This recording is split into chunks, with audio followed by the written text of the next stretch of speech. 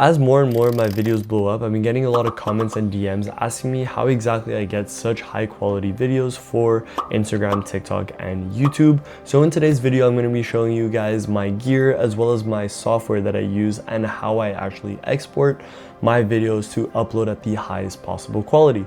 So for those of you who don't know me, I'm an online fitness creator who focuses in the fitness niche. I'm a videographer, photographer, as well as an online fitness coach. This year in 2026, I started up a company called MY Productions with my co-founder Murad. Go check him out. This is a production company and we really specialize in high quality videos. We want to try and bring people's dreams come true. So give us a follow on Instagram. We just launched it. And enough yapping, let's get into the gear that I use.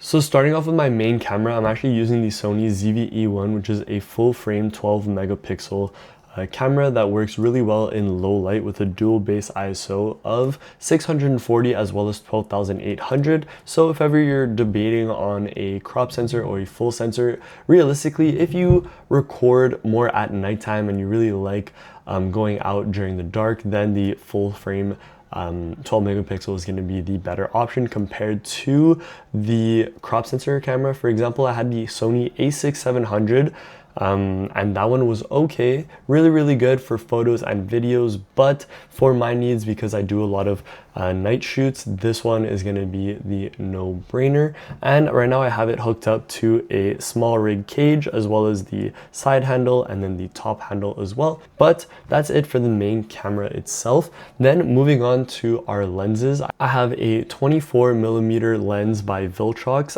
hooked up with a variable ND filter. For those of you who don't know what a variable ND filter is, think about it as sunglasses. So basically when you're outside, out and about shooting and the highlights are very overexposed, they're clipping, this is where you put the variable ND filter, and then you can essentially keep it at the same ISO. So realistically, you want to be shooting at your base ISO of 640 in my case. And then you would slap on the variable ND filter, make it darker for you to capture a lot of those highlights. Now, I have the 24mm. This is a prime lens, which is going to allow you to get a lot crispier footage. But if you're looking for a zoom lens, that works perfectly fine. Sometimes I use the Tamron 17-70, which is really great. But for me, I really prefer the prime lenses just because I'm going to get a lot better, crispier photos.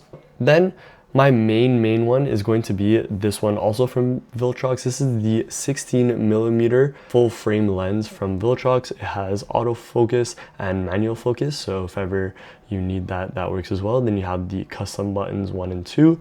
It has a display here that lights up, as well as the automatic or the variable aperture, all the way to f1.8. f1.8 is going to get you more of that blurriness that you see right now.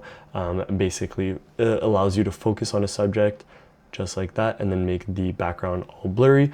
Always, of course, hooked up to the variable ND filter. Obviously, if you're shooting at night, you don't need the variable ND, but if you're shooting in the day, 100% go get one, and get yourself a good one too. If you do get the lower one, then around the edge of your photos or videos, you'll see a little bit of like a vignette, which is basically a little black edges around the corner of your videos, which is a no-brainer. So invest in either a magnetic one or just like I have the screw-on one. But if you want, you can also get the step-up rings, so you can just buy one really big ND filter and then have it stepped up. But I find that a little bit annoying, but fully up to your discretion. So when it comes to editing, I have two main pieces of gear. I have the PC that you can see behind me, as well as my MacBook Pro chip. This is the M4, I believe, M4 Pro, something like that. Essentially, I do use both, but let's be real, I use more of my MacBook Pro as of recent, just because on my PC, it's still fully spec'd out. It has a 3070 Ti, it has a 16-core processor, but honestly, in my opinion, DaVinci Resolve is very slow on the PC. When it comes to my MacBook, it's very fast, which as an editor, if you're editing for your company or even just for yourself and you have so much to edit, you want something fast. So when it comes to editing on a software, I currently use DaVinci Resolve Studio, which is the paid version of DaVinci Resolve. For those of you who don't know, you can use the free version, which works perfectly fine, but if you do have a camera that shoots log at 422 10-bit color, then unfortunately you won't be able to use DaVinci Resolve. It'll actually take the MP4 and turn it into an MP3, which is no bueno. You can't do anything with that. So before that, I used to use CapCut. CapCut is honestly really great if you're just looking to start editing, or even the Edits app if you want to do it on your phone. But if you want to take that next step up, I believe CapCut's like $30 a month, but honestly it has a lot of great transitions. It's very simple to use. The user face is very, very simple. That's where I started, and then I slowly moved my way up to DaVinci Resolve Studio, and now that I have DaVinci Resolve Studio, I'm not going back. That's just me, my personal preference. I did try and use Adobe Premiere Pro, but it wasn't for me. It's a really great software, but for me, I just think DaVinci Resolve, when it comes to color grading and just masking with the AI, it's just so simple. I love it. And now I'm going to show you how I export my videos in DaVinci Resolve. All right, so here I loaded up DaVinci Resolve and I had downloaded some sample footage just so I can show you guys the step-by-step process on how I actually export videos to upload them to TikTok, YouTube, Instagram at the highest possible quality. So here we're just going to put test footage as the title. Let's go over here in my downloads. Here we can just drag it in. We'll just drag it into the media pool, just like that.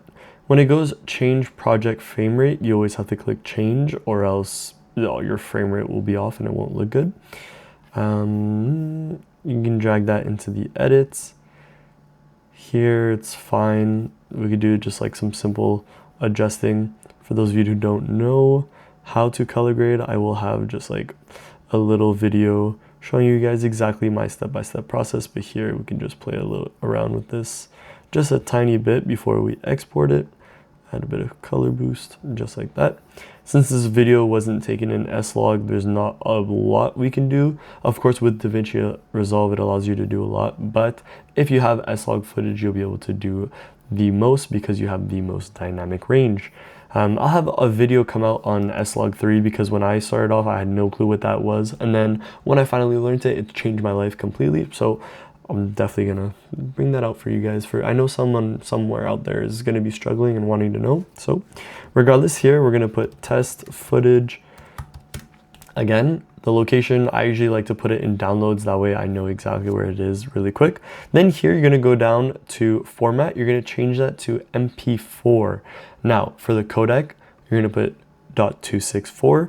Then you're gonna make sure that your timeline resolution is 4K, which is 3840 by 2160. If it's not that, please change it to it, unless you record it at 1080p and you want to export it in that's perfectly fine. But for me, the most is going to be 4K.